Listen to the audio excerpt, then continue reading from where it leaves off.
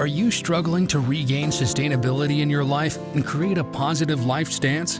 If so, listen in as courageous women share their empowering struggle of how they came through the trenches to restart and recreate a victorious life worth living. They took their power back. Learn the secrets of how they did it, and you can too. Welcome to the Real Heart Talk podcast and 360 Network for Women. And here's your host, Pamela Duran.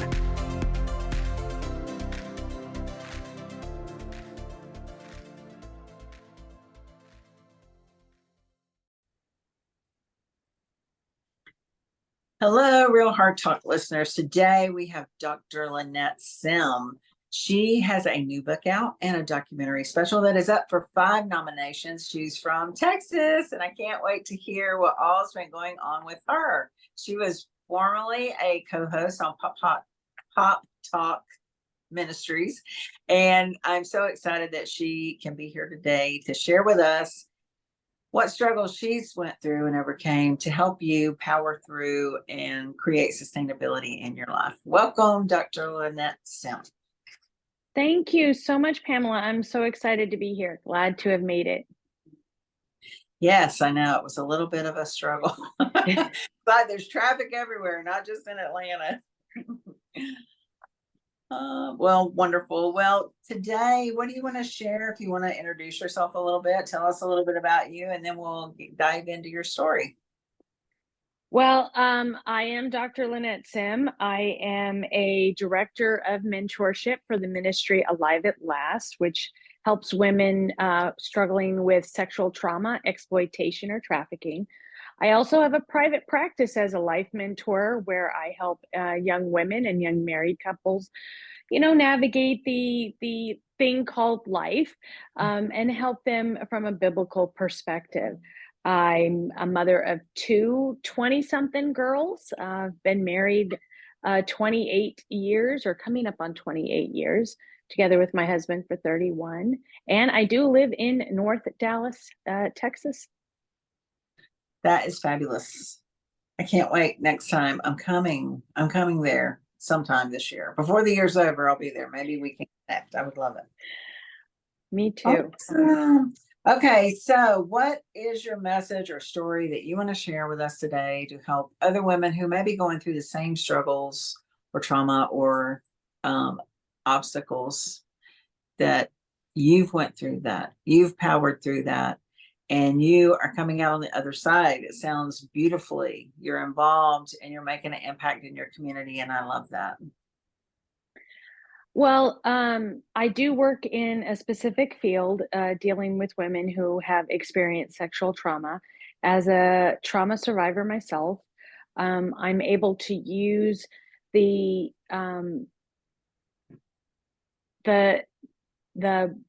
hardship of sexual trauma that I experienced as a young child, molested by multiple family members, and was able to find a place of healing for myself, but more importantly, a place of forgiveness and restoration in some of the relationships that I had with my family members that abused me.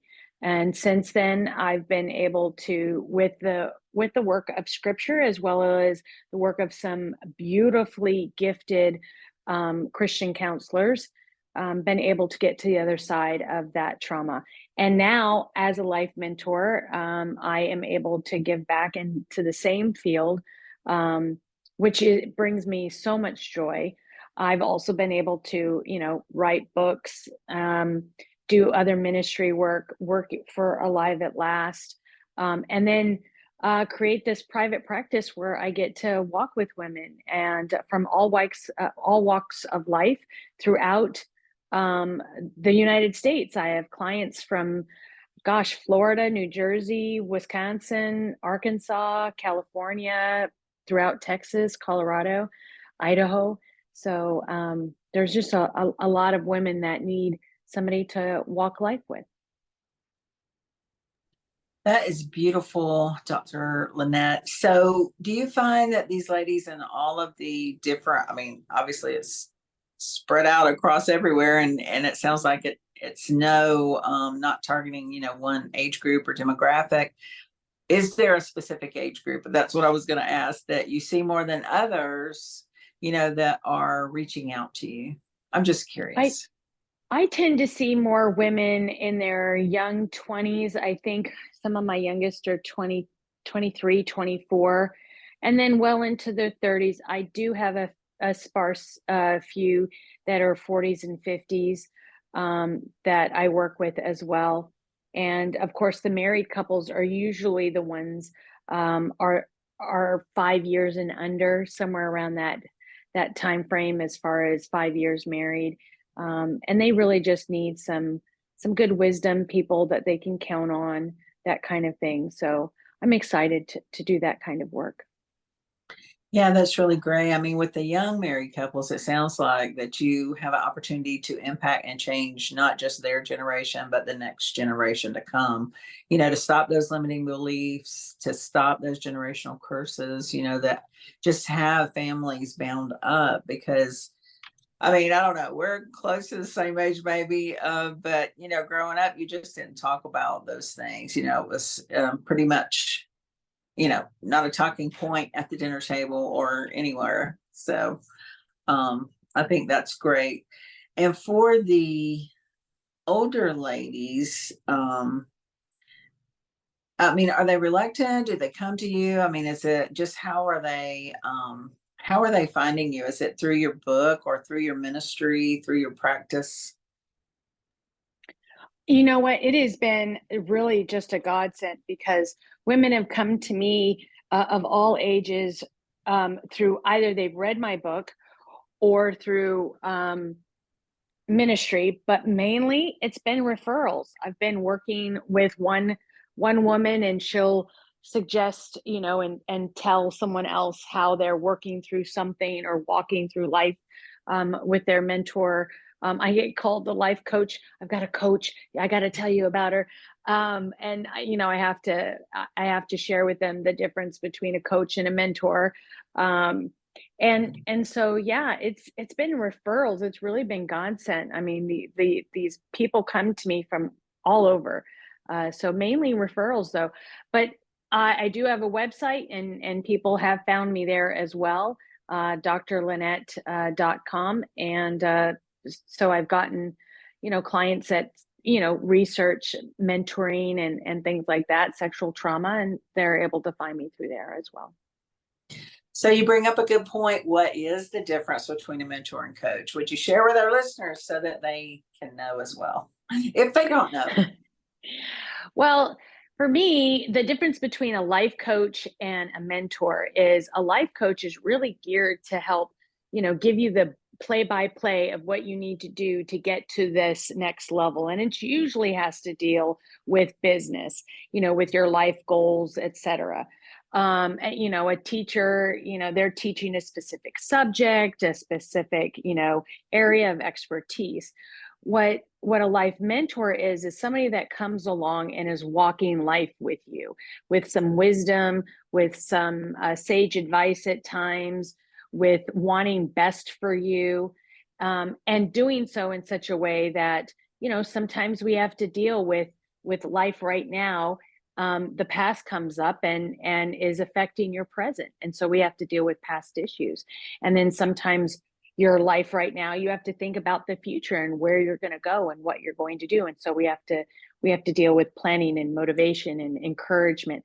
I think the most thing that I do throughout my practice is I like to tell the ladies that I'm just holding the mirror of truth, and you in your hurt can't see what really is there, but I'm telling you, based on the information provided, you are pretty amazing. You are extremely brave. The strength and fortitude that you have, and they don't see that. They don't see those encouragements of what they're actually walking through. And so I think that's my greatest joy of the job is to hold up that mirror of truth, and to let these women know that it's hard. It's very hard. Life is hard. Motherhood is hard. Marriage is hard. Work is hard. Um, but they are doing it, and they're seeking help as well, which just tells me that they have an intelligent mind that wants to learn and wants to do right. And that's always the first step. I love that. I love the mirror of truth. So you're reflecting back to them, what the truth is, because they're covered up in all that shame and guilt and regret and blame and unforgiveness. I mean, that just makes me feel like I'm sinking talking about it, but when you take off it layer by layer, they can start seeing that vision of their true self. That is wonderful that you expose that to them and that you walk hand in hand with them. I love that. The life mentor walks life with you. I love that word. So that is beautiful. And talking about that, thank you today for joining and being so courageous and brave to share your story and to help others see that they're not alone. They're not alone, and that there is hope and there's a future for them. We have a lot of treasures we haven't uncovered yet. We've got to get to them. That's what we got to do.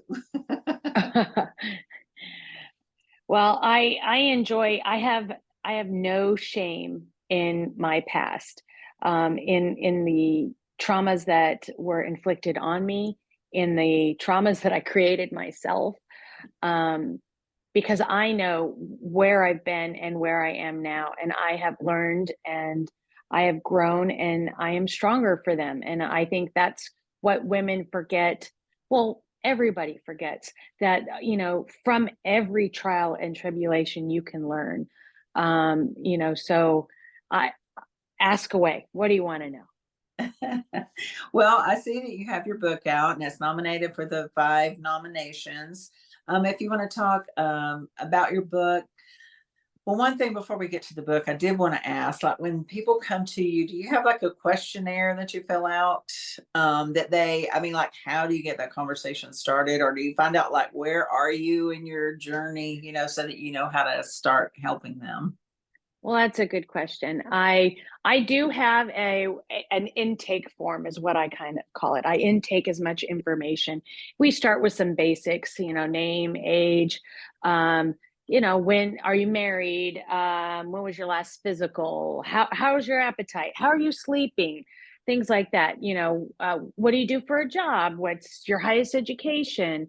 And then we go, do you have a family? Where do you fit in that family? Are you the first, middle, or end child? Your parents married or divorced? Are you married, divorced? So I start with all of the basic, common knowledge information. And then from there, that, people start to open up and they start, being able to, oh, okay, relax. And then I say, okay, so, if you had to sum up one thing, what brings you here? What do you think I can help you see or help you walk through? And then, after that, it's just an open book. And so we target as many subject matters as possible. I have a young couple dealing with communication issues.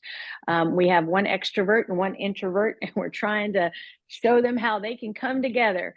I have another client whose husband is currently was literally just arrested today. And she had to, they have been separated. And so she had to, go and get her son from him without letting him know that the police were going to arrest him. And she felt guilt and shame about that. And I had to hold up that truth and say, you're being very courageous, because the police could literally, as they had stated, just kick the door in and then take your husband in front of your child, in front of his mother, and cause all this trauma. Or you, being brave and godly and doing the right thing, going, getting your child, protecting him, giving a hug to your husband, being calm, etc., was allowed the police to arrest him without incident.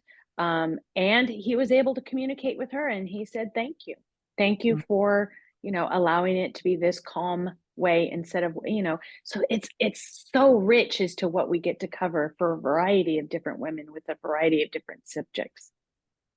That's great. I mean, I think the thing is that you provide an outlet for people to reach out to that is I mean, you're very approachable, no like and trust, right? You got your nice smile, and people won't feel like they're being judged, when they come to you. I think a lot of times that's why maybe they suffer in silence is because of the judgment or the shame of their own self, or they feel like, why can't I fix this? Why can't I do it? But when you are in that situation, you just need someone like yourself, a life mentor, to come alongside and just guide them, provide the information and help them press toward a better future for themselves.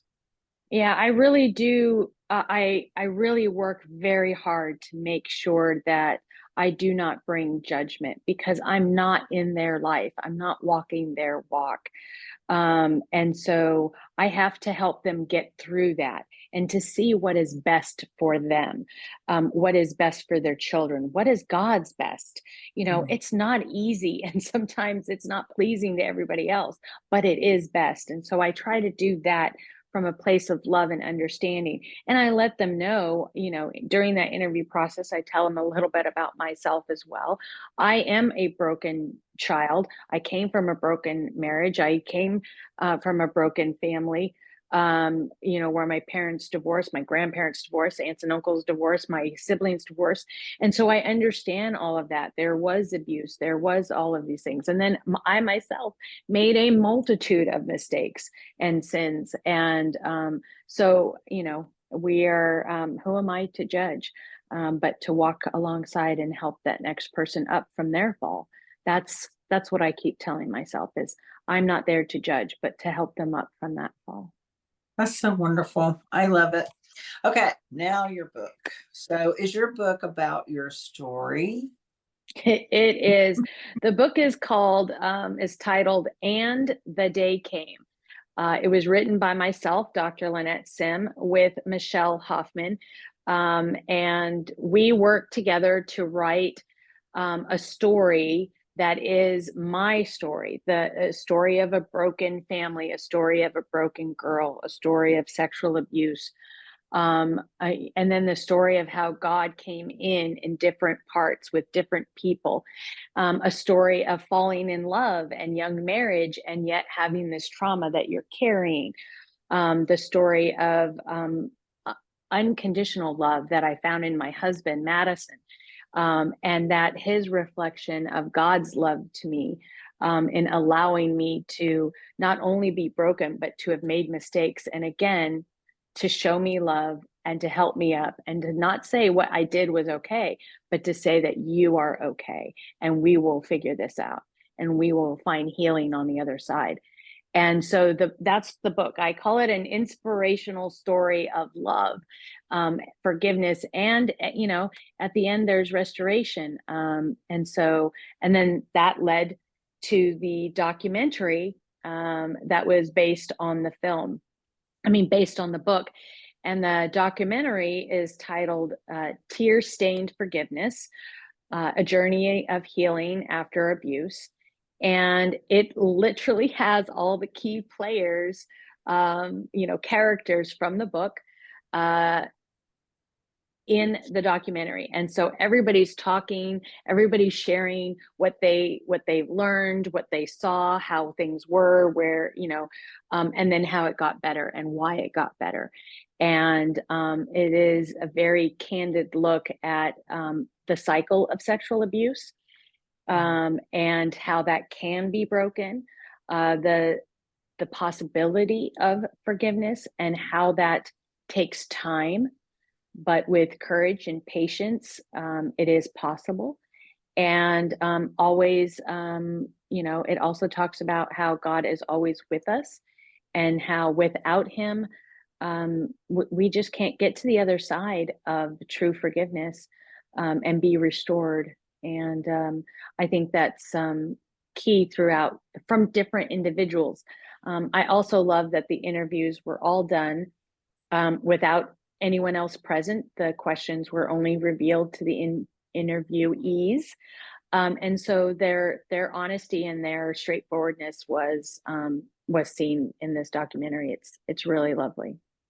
Hard to watch, but Yeah. very lovely. So are they actors? Or are they the real people? They are the real people. If you The read the real story, you read the story of my mother, Louise, and my dad, Bob, They are in it. You read of my brother and my sister, they are both in it. Of Madison, my husband, he's in it. Of Linda, who was my very first Christian therapist, who became my life mentor, and she's in it. And then even my two daughters are in it. And so it's their words as to what they saw from their perspective, and yet it all comes down to the end of forgiveness and love. That's beautiful. And yet, I mean, I'm just curious, as they're going through this, or they're getting their private interview. I mean, did they not realize at the time, or at the time of their interview, or they're starting to put more pieces together of, why didn't I notice that? Or, just second guessing their own thoughts? Is that some of the experiences? It was an amazing additional healing time. Like when I wrote the book, to get my own story out, to really process everything that happened to Lynnette, the little girl, allowed me to release a lot of hurt and pain, allowed me to interview my parents and my daughters and my husband and my siblings and others that are in there. And so I say, if I wrote the book and only I read it, it was just for me. I mean, it healed me in ways I didn't think possible. The same thing with the documentary. I think once we started talking afterwards, there's a scene in the film at the end where we're having a meal together, and it was amazing as to what we each noticed about the story, and then to watch the film as well, as the filmmaker brought all together the interviews and the way they brought it along. It's just beautiful. And actually, the book was nominated for a Henry Award at the Christian Literary Awards, but it's the documentary that's actually up for 5 awards at the Content 2020 Christian Film Festival. And we won't know until Friday, this upcoming Friday. We're so excited. So That is super exciting. Well, you'll have to let me know, and then we can let our listeners know, oh, that would be marvelous. That would be fabulous. So, talking about the documentary, I love that at the end you have the whole restoration and healing like meal together. I mean, I got chills talking about it.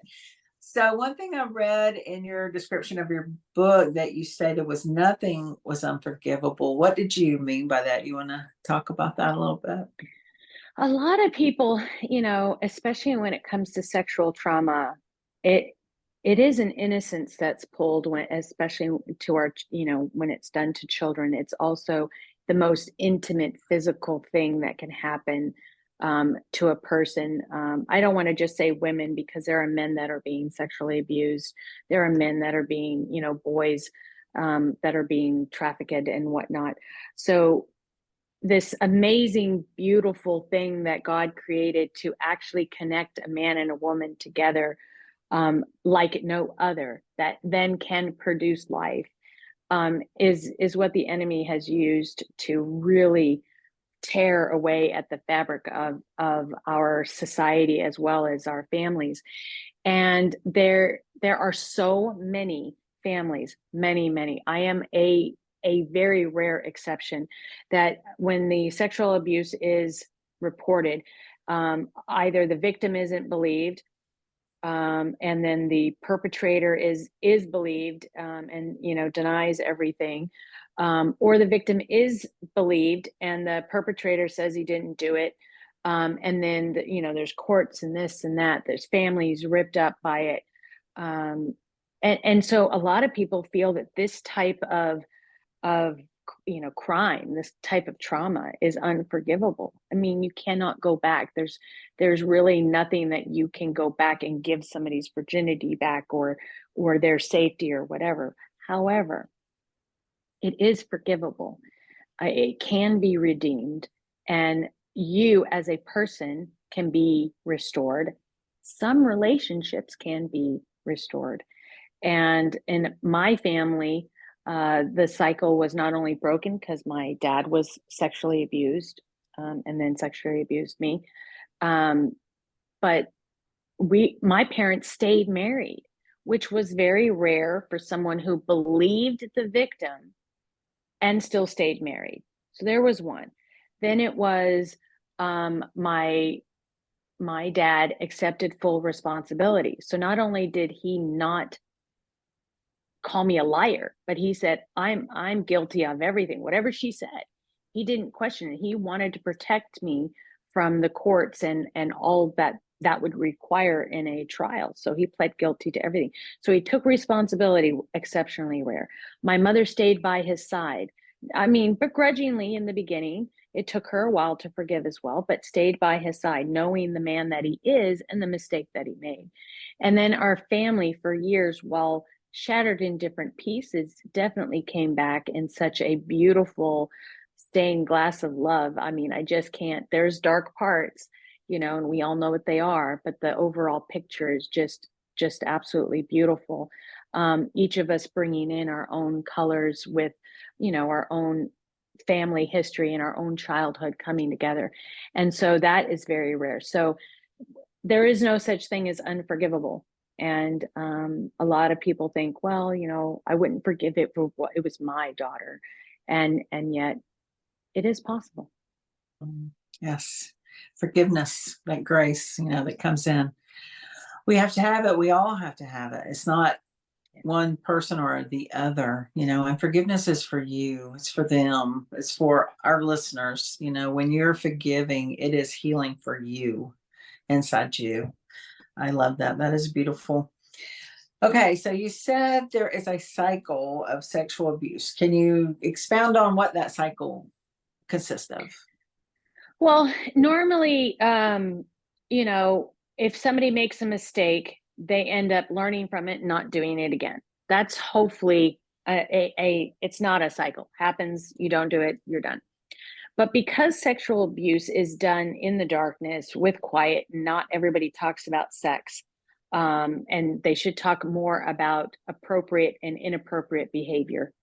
Nonetheless, especially in my father's day and age, he would have been 77 now. In his day and age, they definitely didn't talk about it. And so the abuse that happened to him was just stuffed down. And he was molested by an uncle and then by, aunts and cousins and other women and et cetera. And so without any outlet, without any real understanding as to what happened or, that cycle then created an individual who was over sexualized, who then did drugs because of his behavior, who drank incessantly, the very heavy drinker, alcoholic.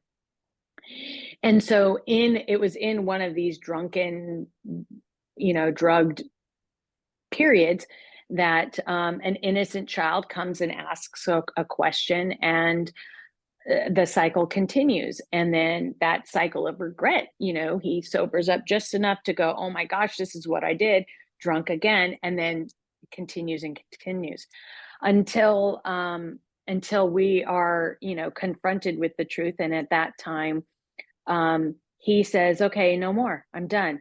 I will go see a psychologist. I will take whatever responsibility. I will do it. We're not going any further. And then, to my parents' credit, they went into therapy, which included group therapies, and saw how bad my dad's life was with drugs and alcohol and womanizing and broken marriages and broken families and et cetera, and didn't want that for me. And so they were like, okay, tell us what we need to do. She's now 14 and a half, almost 15. Tell us what we can do so she doesn't have to go through that. And so they were very strong in doing the best that they could, given their limited education and limited resources, to find what was needed to break that cycle. And from two parents that smoke and drank, drank like fish and smoke like chimneys, to have four kids that none of us smoke. And while each of us can enjoy an occasional cocktail, none of us are alcoholics. And for the longest time, I didn't drink at all. And none of our kids our kids don't either. And so, my dad was able to look back at his children and his grandchildren and know that his work, by taking responsibility, his work and staying with the family and accepting all that was on his shoulder for what he had done was worth it in the end. Mhm. So did he die? I mean, did he go to jail as a result of your documentary, or was that what Yeah. out? Or Well, he did go to jail, and you'll have to read the book to oh, hear how that all went. But he did go to jail, and when he did come out, he again lived on his own for a period of time, and then my parents um, worked on their marriage and got back together. And the film was done with editing in July of last year, and was set to premiere in Dallas September 29th. And my father passed away. My dad passed away September 3rd. And I told him I was going to reschedule it. He was in the hospital with pneumonia. He was going to need, some physical therapy and recovery time. And he said, no, go ahead. Don't cancel it. But then he took a turn for the worse, and he was gone the next week. And so, yeah, I know. but he I'm was so very sorry. proud. Well, thank you.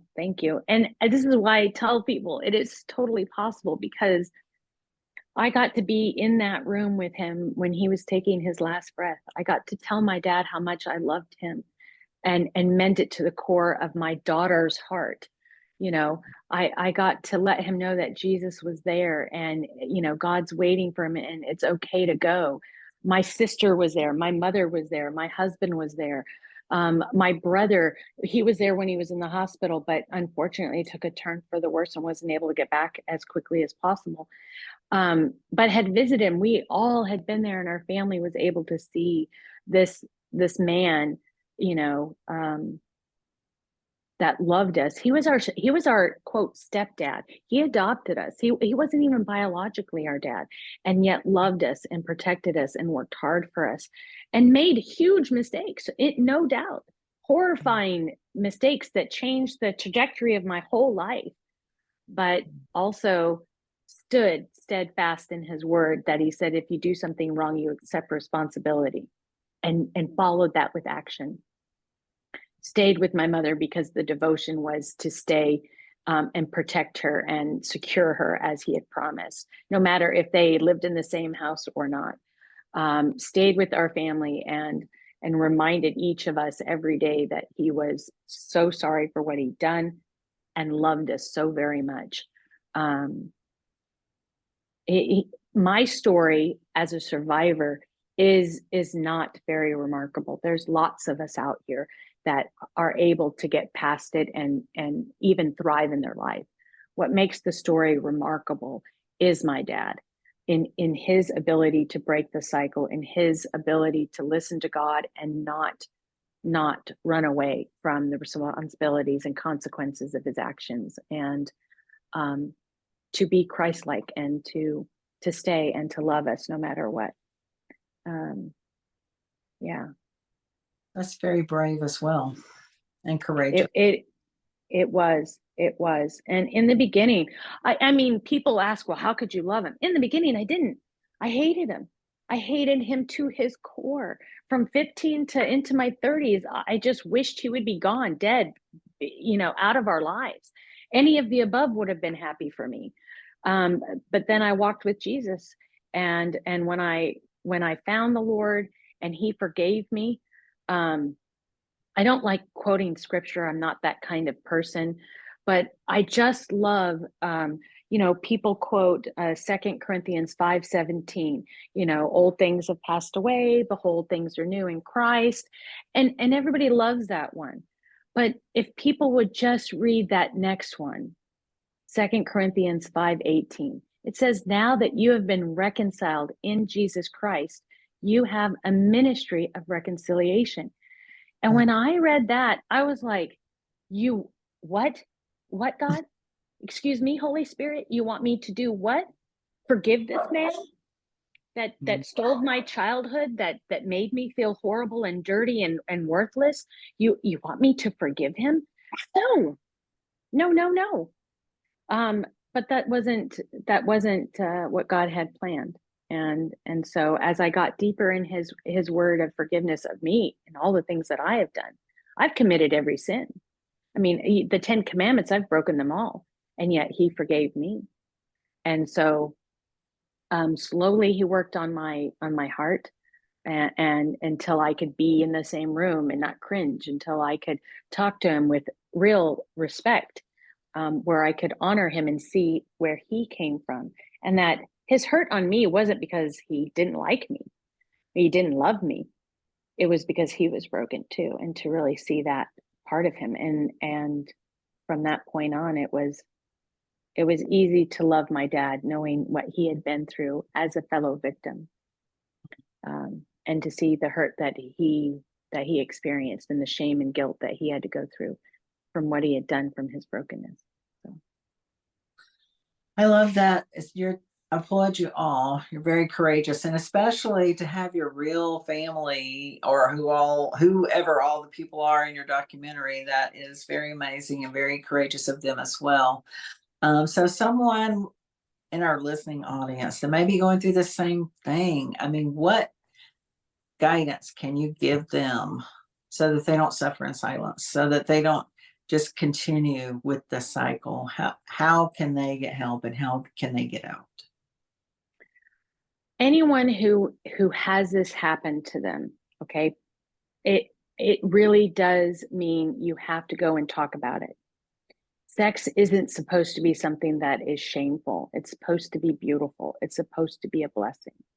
And it's supposed to create life. And so if you do have sexual trauma of any kind, go find yourself a good Christian therapist. Go find yourself a good therapist. Go find yourself a good church. Go find yourself a good mentor, somebody to walk with this. There are so many of us. I've had a man, he's a chiropractor, he's a doctor, he's from Haiti, and he goes, it's a Haitian thing. It is not a Haitian thing. It is not a Black thing. It's not a white thing or Asian thing. It is not a female thing or a male thing. It is a human thing, and the enemy is using it to separate us from one another. So talk about sex, bring it up, talk to somebody, bring it to light. Aside from that, there's so many resources out there, internet as well as actual hard copy books, which I prefer. But just don't let your hurt turn you into something that God did not mean for you to be.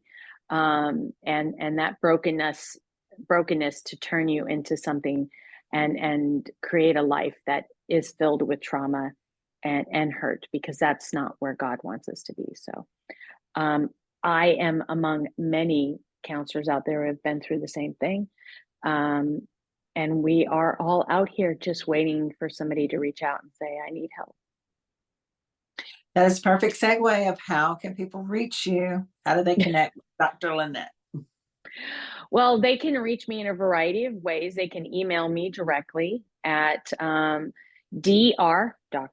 LMS96@gmail.com. You can look me up on the internet at Dr. Lynnette. That's DrLynnette.com. You can check out Amazon and find the book, And the Day Came, by Dr. Lynnette Simm, SIMM. You can also check out the documentary. It is streaming 24 Flick, that's FLIX.com. And you can purchase the documentary there. And aside from that, of course, social media, Facebook, Instagram, you can find me either as Dr. Lynnette Simm or Lynette Gresham Simm, which is my maiden name. And find me there. I'm not hard to find. There's not many Lynette Simms out there.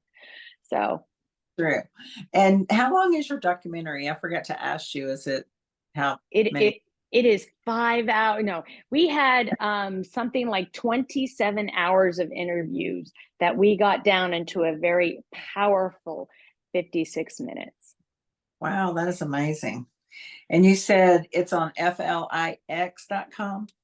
24, the number 24, Oh. Flix, 24 FLIX.com. Okay, great. And I'll add all that as well. So everyone can find you and watch the documentary. I think that would bring healing to a lot of people. You said yourself it was another healing layer for you. So that's wonderful. And your family. And so I appreciate you being on the show today so much. I'm sorry again to hear about your dad. And I hope that this year, we've got the last quarter. It's separation season.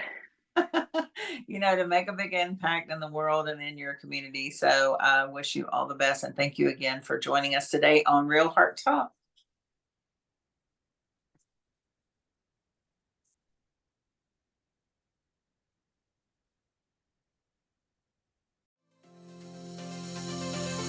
Thank you for joining us today on the 360 Network for Women and Real Heart Talk podcast. We're so happy you could join and hope you stay tuned for the next episode.